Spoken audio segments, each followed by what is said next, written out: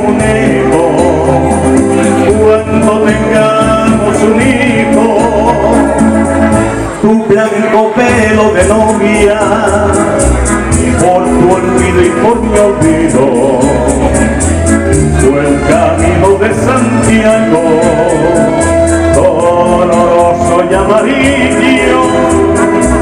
Tú te has casado con otro, y yo con otro he hecho lo mismo, y ahora bajas al paseo, rodeada de tus hijos, el brazo de un traje negro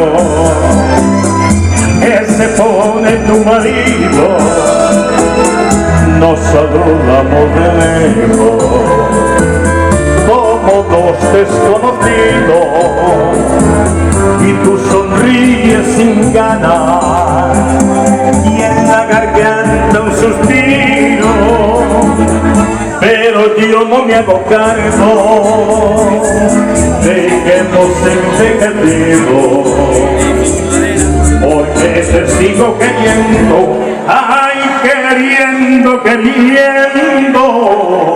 vivo no más que al principio, y oigo tu voz que me grita cuando tengamos un hijo.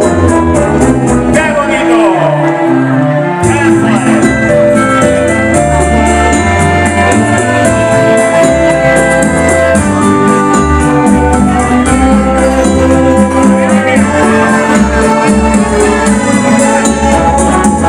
Y en esas tardes de lluvia, cuando mueves los bolitos,